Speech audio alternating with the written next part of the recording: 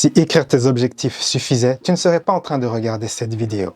Chaque année, à cette période de l'année, des milliers de personnes écrivent leurs objectifs, visualisent, se motivent et après quelques semaines, tout retombe, on retourne au statu quo. Pourquoi cela se produit? À travers cette vidéo, je vais t'expliquer les 4 mécanismes qui causent cela. Pourquoi la motivation ne tient pas? Pourquoi la visualisation, on la laisse tomber ou même elle échoue? Pourquoi le problème n'est pas un manque de discipline? Et ce qui fait que réellement un objectif devient stable dans le temps. Et aussi, quelque chose qui n'est pas très connu, c'est le principe de responsabilité. Je m'appelle Louis Aguera et je suis coach en transformation profonde. J'ai accompagné des centaines de personnes à accomplir leurs objectifs. Fais ce petit test. Pense à un objectif important que tu as abandonné. Pas parce que tu n'y croyais pas, mais parce qu'après un certain temps, la motivation, l'énergie est retombée. Si ça te parle, ce n'est pas un manque de volonté, c'est vraiment un signal structurel qu'on va décoder dans cette vidéo. Les 4 mécanismes. Le premier mécanisme, c'est celui-ci. Peut-être tu as trop d'objectifs. Ce n'est pas que tu n'as pas d'objectifs, tu en as trop. Et quand on a trop d'objectifs, qu'est-ce qui se passe? Eh bien, notre motivation, notre énergie va dans trop de directions.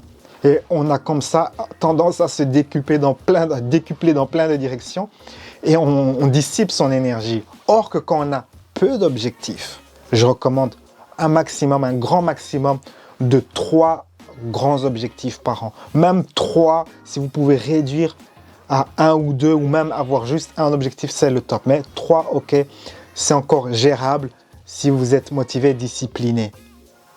Mais avoir trop d'objectifs, 4, 5, 6, 7, 8 par an, c'est beaucoup trop. Votre énergie part dans trop de directions.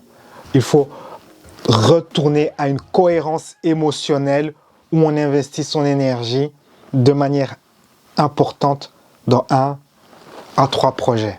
À un moment, j'avais testé cette chose. Comme vous le savez, j'aime formuler des intentions sur ce que je désire manifester, obtenir, et mes intentions ont le format suivant. Je me permets d'être ou je me permets d'avoir. J'ai testé, je me permets d'être ceci et cela. Ce qui se passe, c'est qu'après un certain temps, j'obtiens ce que je désire, mais seulement une partie et pas l'autre. Soit l'un ou soit l'autre. C'est parce que mon énergie va dans ce qui est le plus important ou dans ce que je crois le plus. Plus vous pouvez vous concentrer sur le moins de choses possible et plus vous allez réussir plus rapidement. Le deuxième mécanisme, c'est celui d'avoir des objectifs qui ne sont pas suffisamment importants pour vraiment t'habiter, te galvaniser, te donner cet élan, ou soit tes objectifs sont tellement grands qu'ils ne te sécurisent pas.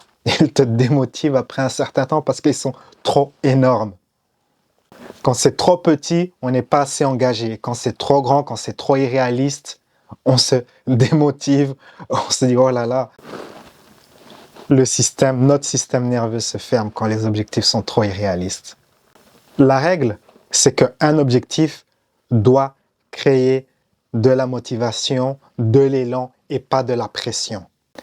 Je l'ai vu maintes et maintes fois. Je me souviens de ce gars qui m'a dit un jour « Ok, je vais devenir un YouTuber » et il a acheté une bonne caméra, vraiment un bon appareil photo comme ça qui fait des vidéos de bonne qualité. Mais c'était un objectif tellement grand pour lui, tout ce que cela implique d'être un YouTuber. C'est pas juste faire des vidéos, il faut plein de connaissances et ça l'a démotivé. C'était un objectif vraiment trop grand pour lui et il a perdu sa motivation. D'autres personnes abandonnent quand l'objectif est trop petit. Par exemple, certains se disent « Ok, cette année, je vais me lancer dans la méditation. Je vais faire tous les jours 10 minutes de méditation. » Et souvent, ils abandonnent après quelques jours. Ou je vais commencer à faire 30 minutes de yoga. Mais ils abandonnent. Pourquoi ils abandonnent? L'objectif est trop petit dans le sens où le gain est flou. Qu'est-ce que je vais gagner? On décrit un process. Ce n'est pas vraiment un objectif, c'est un process. Le yoga, la méditation, toutes ces choses comme ça, c'est flou, mais qu'est-ce que je vais vraiment gagner? Et il n'y a pas de cadre dans lequel cet objectif pourrait vraiment donner un certain élan. Et on se démotive très vite parce qu'on ne le perçoit pas de manière très claire, cet objectif. Le troisième point, qui est souvent mal compris, c'est que la visualisation en elle-même ne suffit pas. Ce qu'il faut vraiment, c'est l'emploi, l'utilisation de ton imagination de manière incarnée. Qu'est-ce que cela signifie? Cela signifie pas simplement de visualiser. Visualiser, cela permet vraiment peut-être de travailler certains détails de ce que l'on désire. Donc, cela permet d'acquérir de la clarté. Donc, dans ce sens, la visualisation, c'est bien. Cela permet de donner une direction. Hein. Je visualise ceci, donc je sais que je vais dans cette direction et je peux comme ça corriger avec cette clarté par le fait que j'imagine. Mais ce n'est pas suffisant. Ce qu'il faut, c'est incarner, c'est-à-dire sentir que ce que vous êtes en train d'imaginer, c'est la réalité.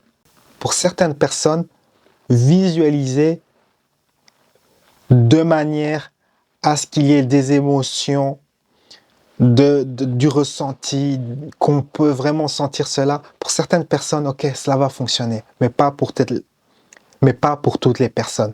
Personnellement, j'aime utiliser une méthode qui s'appelle le scénario. J'ai fait une vidéo que vous pouvez voir sur cette chaîne YouTube où j'explique comment on utilise le scénario qui consiste à écrire ce que l'on désire manifester. C'est devenu ma technique préférée. Pourquoi? Parce que quand on écrit, eh bien, on doit souvent ressentir. Hein. Quand on écrit vraiment dans les détails, ce qui se passe, cela entraîne l'imagination et on est en train de ressentir ce qu'on est en train d'écrire. Imaginez quand vous êtes en train de lire un très bon roman, eh bien vous êtes en train de vivre le roman. Vous êtes en train de ressentir ce qu'il y a dans cette histoire. Et c'est pour ça que j'aime cette technique du scénario.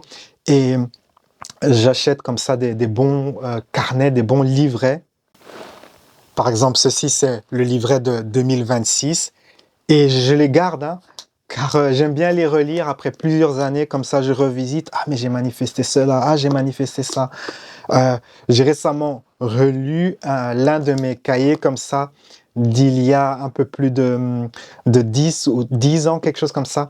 Et la totalité de ce que j'ai écrit s'est manifesté d'une manière ou d'une autre. Donc, j'aime bien comme ça avoir ma librairie où il y a mon histoire que moi-même j'ai écrit. C'est l'une de mes techniques préférées. L'autre technique que j'aime, que je pratique très souvent, c'est basé sur justement la visualisation, mais avec l'aide de ce que j'appelle les ondes alpha, les ondes theta, les ondes delta. Cela me permet de me mettre dans un état où il est très facile de communiquer avec son subconscient. Et quand vous êtes dans cet état, il n'y a pas l'ego qui va censurer vraiment.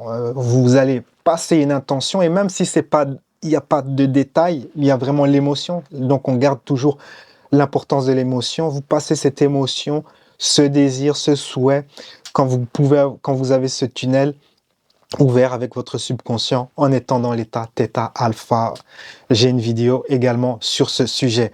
Neville Goddard parle également de ce sujet sous un autre nom. Il appelle cela l'état proche du sommeil. Effectivement, quand vous êtes sur le point, ces quelques minutes où vous commencez à vous endormir, vous êtes en train de produire des ondes alpha, theta, et c'est le meilleur moment pour visualiser avec de l'émotion, passer votre désir à votre subconscient pour la manifestation. Quatrième mécanisme, il y a cette vérité qui dérange et qu'on ne veut pas souvent entendre.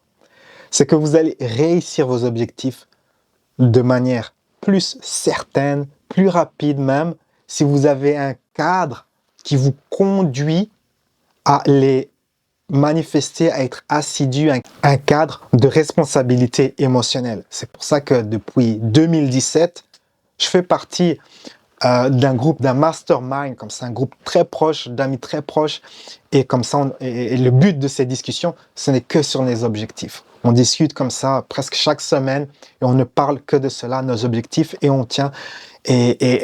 Moi, je dois donner des comptes sur ma progression aux autres membres, et eux me donnent des comptes sur leur progression. Et donc, on a ce cadre comme ça de responsabilité émotionnelle. C'est pas juste des mots, c'est pas juste des mots de se dire, ok, je vais accomplir ceci, cela.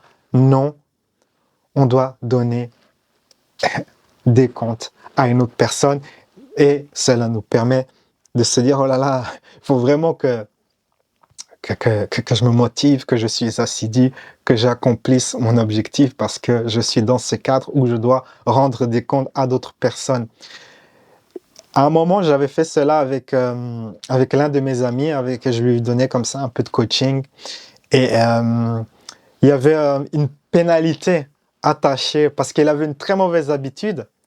Et je lui ai dit, mais ok, chaque fois que tu vas faire ta mauvaise habitude, tu vas me donner une certaine somme d'argent.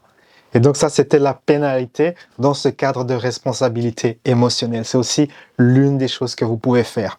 Dans le contexte de mon coaching, de mon programme d'accompagnement, il y a également cette responsabilité émotionnelle car vous avez comme ça 2 séances par mois et je suis la personne à qui vous rendez compte, vous rendez vos comptes, j'examine votre progression, je vous suis. Et le fait que c'est un coaching payant, eh bien, vous dites, ok, tu te dis, je suis en train de te dire, ok, mais il faut vraiment que je fasse ce que j'ai promis de faire parce que je suis en train de payer ce coaching. Si cette vidéo t'a permis de comprendre sans être indiscipliné, sans être faible, pourquoi tu abandonnes tes objectifs, eh bien, c'est déjà un premier pas important. Il faut savoir que les objectifs, on les accomplit, on les réussit, surtout quand on est dans un cadre stable qui contient des techniques, des méthodes, la manière dont vous allez accomplir ces objectifs, un système de correction, travailler ses blocages, ses résistances et autres, et aussi un système de soutien à travers un mastermind, une autre personne. C'est comme un triangle. Historiquement, ce soutien ne venait pas des gens comme moi, des coachs, des guides, cela venait d'un mentor. Mais aujourd'hui, au XXIe siècle, les choses ont changé. Si cette vidéo te parle, je t'invite à découvrir mon programme d'accompagnement qui se fait sur plusieurs mois. Il y a 2 séances de coaching par appel vidéo. Il y a également des fichiers audio que j'envoie pour travailler les résistances, les blocages et même durant les séances, on fera le point. On travaillera sur tout ce qui est blocage émotionnel. Je suis devenu spécialisé dans tout ce qui est les traumatismes transgénérationnels. C'est ce que je vois beaucoup depuis 2 ans chez énormément de clients. Il y a comme ça des blocages qui sont transmis de génération en génération. Donc, on va faire en sorte de lâcher prise et de libérer tout cela de manière à ce que tu puisses accomplir tes objectifs et vivre ta réalité préférée. Le lien pour cela est dans la description et dans le commentaire épinglé. Sur ces belles paroles, la vie est un voyage, apprécie la balade. Ciao, ciao!